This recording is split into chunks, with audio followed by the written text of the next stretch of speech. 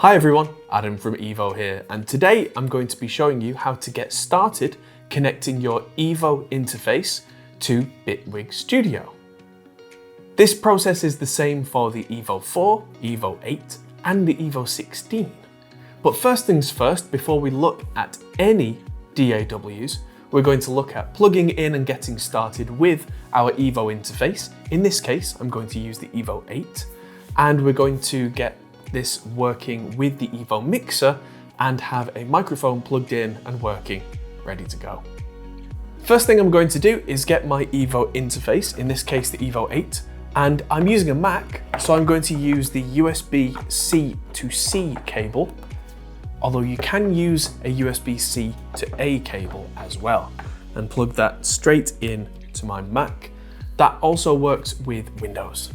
And we see there is allow accessory to connect, and we have to hit allow here. Now that's not the end of the story, that's just the beginning.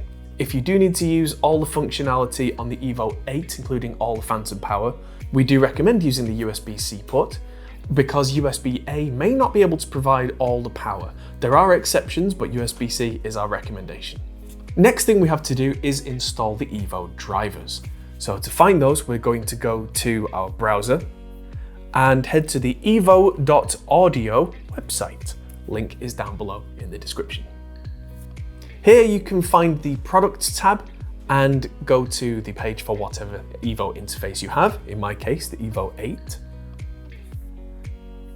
And as we go down the page, we will see there is the downloads link at the top. Click on the downloads link, and now we're on the downloads page. Head down to drivers and either click on Mac or Windows driver, whatever's appropriate for your platform. In my case, that would be Mac driver. Now the EVO driver is downloaded, we have to open it and drop the EVO onto applications. On Windows, we would double click on the EVO installer and go through the steps as necessary. On Windows, it is important to have the device disconnected whilst installing the driver and then connect the device later so that Windows can see the EVO interface properly. Now the driver is installed, we double click on the EVO in applications, and that will come up in our taskbar at the top. It will say it's downloaded from the internet. Are you sure you want to open it? Yes, we do. It would like to access the microphone, that's okay. In my case, there's a firmware update required, so I will hit OK and work through those steps. If that's something you come across and you need help, we will have a video on the support page. Once the EVO mixer is beginning to open, the Arc Creative Hub window will come up, which will give you access to the Arc system, where you can find lots of free plugins, software, discounts and offers on audio plugins and other things on here. You can join that. I'm already a member, so I'll click already a member and close this down. Now the EVO mixer is ready, but to open it up, we need to go to our top right bar on Mac or bottom right on Windows and find the E. Click on the E for EVO, and in my case, Show Mixer. With the EVO 4 interface, there's no need to do this, as it's quite a different setup where it's all on interface, but with EVO 8 and 16, we need the mixer to give us the most functionality. Next, we're going to plug in a microphone. I have a studio condenser microphone here, which will need 48 volt phantom power, and I'm going to plug it into microphone input number 1. Once that's plugged in, I need to hit number 1 for channel 1, and then hit the 48 volt button at the top. That will now power the microphone, so that's ready to go. Then I need to set the gain on my microphone, because it probably won't be loud enough to get the right signal from this microphone. Either I can turn up the big knob in the middle to increase the gain, in which case that's manual, or I can use the Smart Gain feature by pressing the Smart Gain button, just hitting the number 1 for just the one microphone, hit Smart Gain again and make some noise. Once you've made the appropriate amount of noise, Smart Gain should be set for that microphone. The same can be done for each other input. Now we have a microphone that's plugged in and working that we can see in our EVO mixer. Let's move on to our DAW. So with Bitwig Studio installed, I'm assuming you found that on the Bitwig Studio website, we're going to open it for the first time. Whether you're opening this for the first time or whether you've opened this previously, If you have a new interface, like I have the EVO 8 here, it will tell me in the corner there is no audio device selected and that I need to choose an audio device before using Bitwig Studio. So we're going to go ahead and click on Show Audio Settings now. So the driver model is Core Audio, it's always that way on Mac. On Windows, we're going to choose ACO because that's the best performing model that will connect the EVO 8 to our computer. And then we need to choose the input and output device to be the same thing, in this case, the EVO 8.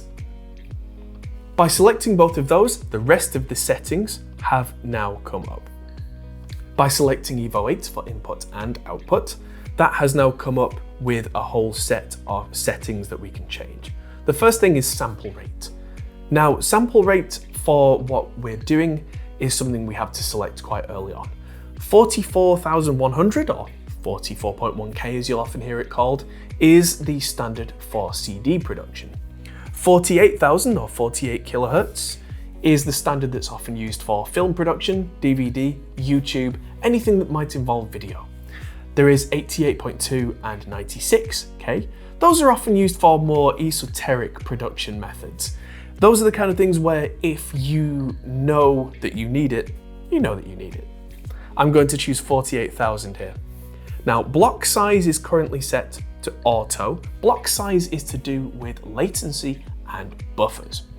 When your EVO interface is connected to your computer, there has to be a very slight delay while the sound comes from the microphone into the EVO interface, to the computer, to Bitwig to be processed, and then back again to the speakers and headphones.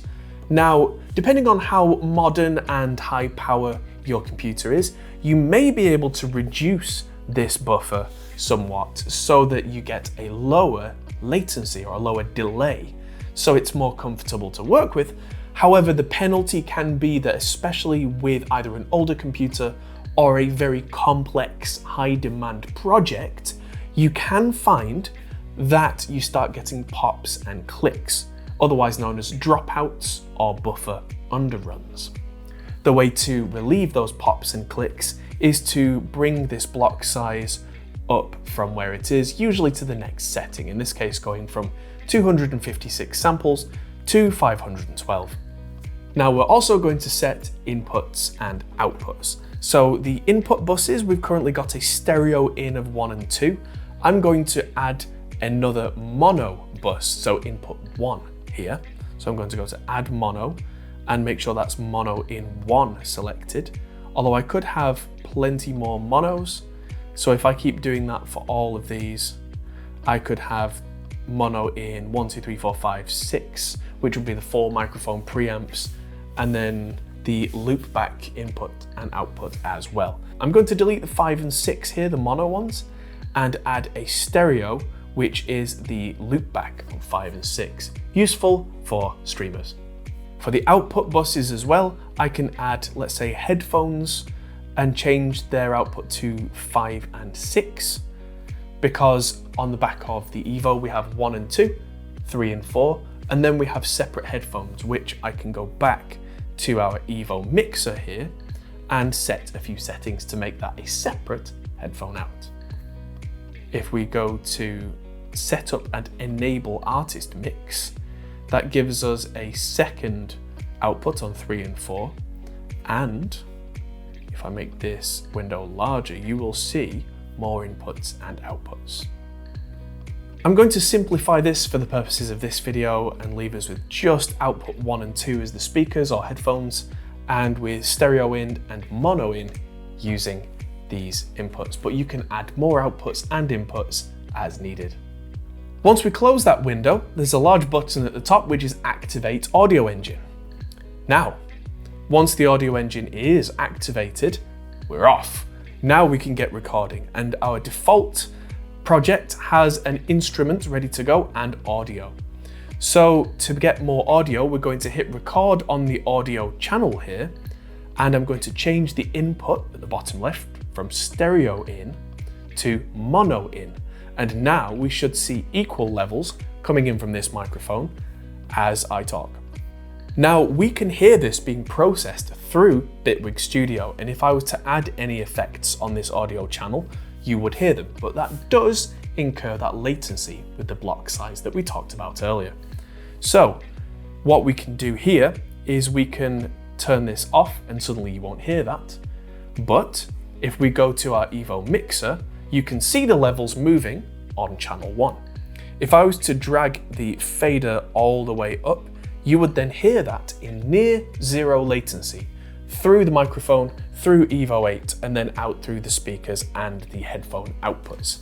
The downside of doing it that way is that if there's any processing in Bitwig Studio, say any delay, distortion, EQ, anything like that, you wouldn't be able to hear that whilst recording.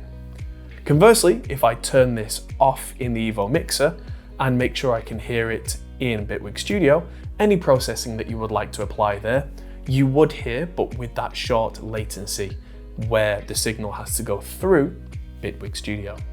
If you want to add audio effects onto your vocal in Bitwig Studio, you can see them all on the right hand side here. So I could drag and drop something like distortion onto audio 2, and suddenly that distortion appears in the chain here. But like I said, we'll only hear that through Bitwig Studio using the sound from that, and we wouldn't hear that in the near zero latency in the mixer app. Lastly, you may come across an issue that I call ghosting, where you hear two copies of the audio playing at almost the same time. So it sounds like a kind of a doubling effect, like a chorusing effect. That can happen if you're monitoring through both the EVO mixer and Bitwig Studio at the same time. The way to remedy this would be if the fader, for example, for mic 1 was up and monitoring was on in Bitwig Studio, you might want to go to the EVO mixer and turn the live monitoring off there. That way you're only hearing one copy of the audio processed as intended. And that's how to get started with Bitwig Studio and the EVO series of interfaces. There are plenty of Bitwig Studio specific tutorials out there, but this is very much focused on getting your EVO started. And if there's anything else that you need that's EVO specific, have a look on the EVO YouTube channel. There are plenty of videos there. And if needed, we can always help you with our support team. Thanks for watching, good luck, and I'll see you out there.